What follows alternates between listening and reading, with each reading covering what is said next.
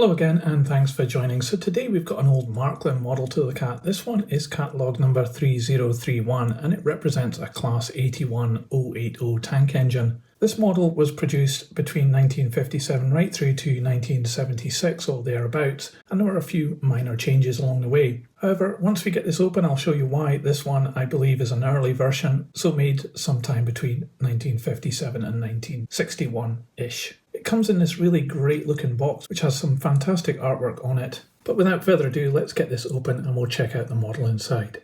I think here, printed on the inside of the box on the little flap here, these numbers represent when this was actually produced, and I think it's 0159 is the one we're looking for, so that would imply it's January 1959. And here is the model. It's a chunky tank engine and it actually weighs quite a lot as well. It is a bit worn around the edges. Obviously this is quite an old model, but it's still got a lot of appeal, so let's have a closer look at it. Well, the Class 81 steam locomotive certainly was a beefy machine, and this model represents that size and bulk pretty well. At the front here we've got a really nicely detailed smoke box door. We've got the number there picked out in white paint, and it looks as though we might have lighting here with the 3 lamps. We've got a red painted buffer beam there. It's just part of the main moulding, which is made of metal actually, and we have these buffers. They're also made of metal and usually just screwed into here. The coupling is also metal. It's hanging out the front, and it's a very early type of coupling. I actually haven't seen one of these for a very long time. You can see underneath it's just screwed in as well, and it has some degree of articulation to allow it to remain coupled up as it goes round the corners. So looking down the side of the locomotive, the boiler has a lot of pipework moulded into it and it looks pretty cool. Lots of stuff going on there and a lot of domes on the top with very interesting parts as well. You'll see this one here has a screw in it, which is pretty normal for models of this era where you just had to undo that one screw and it would come apart. And also down here on the side of the tank there's all the rivet detail too, which is pretty good. And there's nothing on the top of the tank here apart from these hatches, which are not too badly moulded in there. So looking at the cab area, you can see inside we have the motor, so no interior detail and no glazing either. But there's a nice amount of rivet detail around here too, and you can see the number and the word Marklin. So that to me gave this model away as being one of the early versions of this, because they had more prototypical names in there like Deutsche Reichsbahn. But this one says Marklin, which ages this model to I think around about 1957 to around about 1961. So that corresponds with the number we saw on the tab on the box. Back here at the bunker there's some more rivet detail and a couple of steps going up. Not much detail up here and a fair representation of coal and quite a plain roof as well. There's not much going on up there. No moulding mark running along the top of the boiler, which is pretty cool. And as we move to the back, we've got another 3 lights, which I think will illuminate as well. Again, another painted red buffer beam. And we've got these ladders, which are just part of the main moulding. Not very well defined, but at least they're in there. And there's some rivet detail as well as the 2 hatches on the rear toolbox. So looking a bit further down, we've got some steps at the front and they connect up to the piston part. Again, this is all made of metal, and we have metal valve gear as well with red inserts, which look really good.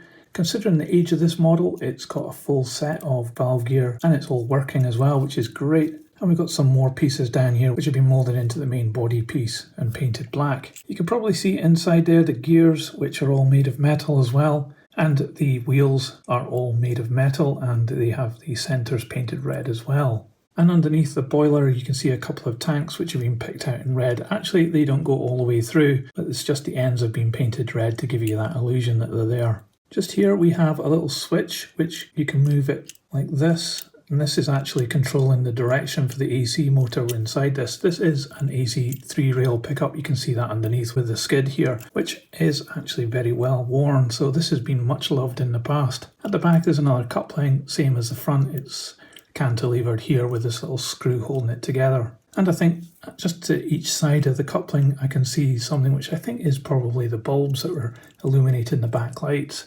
At the front here you can also actually see made in Germany West, which is quite interesting. It doesn't say West Germany. So it's a chunky steam locomotive, this one, but I'm interested to find out what it's like inside, so let's undo this screw and we'll check out the mechanics. Gosh, it's so easy to take these old models apart, just one screw and it lifts off no problem. Inside here you can see that this is a one-piece casting of metal, and we have these pieces of plastic for the lights at the front and the back, and you can see this body shell's been spray painted black with these parts in red just picked out with some paint, and there's 3 on this side as well. And as I said, they don't go all the way underneath the boiler, they're just to give the illusion that tanks are there. And here is the chassis. Again, it's quite chunky. We've got light bulbs front and rear, and we've got the motor in the middle and the AC direction switcher up here, which is controlled by this little lever. It's quite a neat setup. They've managed to get quite a lot into such a small space. All the cabling is done really neatly and very closely snipped as well, so it's been constructed really well, this model. Now I should be able to get some movement out of this just prodding it with my H&M controller with 12 volts DC. Unfortunately I don't have an AC set up at the moment, so I'll give it some power and just see if we can get the wheels moving at least.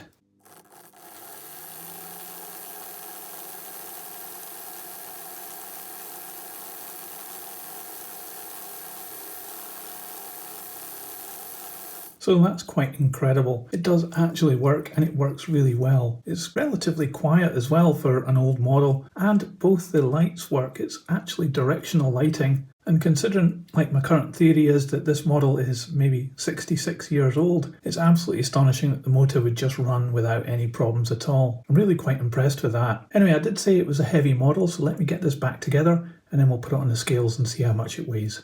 So this model comes in at 405 grams.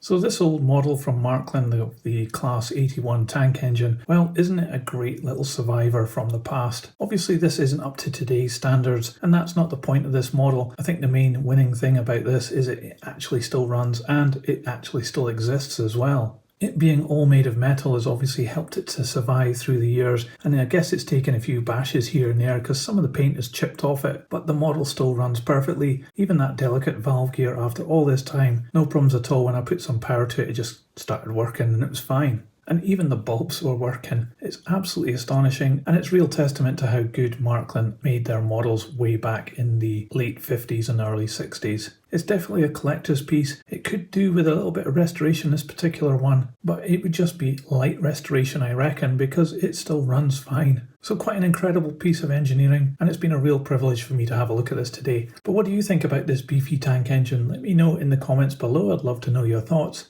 And if you liked this video, please give it a thumbs up. It really helps this channel. I'll put this on the turntable so you can see all the way around. Thanks for coming along with me on my exploration of vintage model railways, and I'll see you on my next video. So model trains, model worlds, choo choo, model trains, in tiny worlds, choo choo, model trains, tiny trains, model worlds, choo choo, model trains, in tiny worlds, choo choo.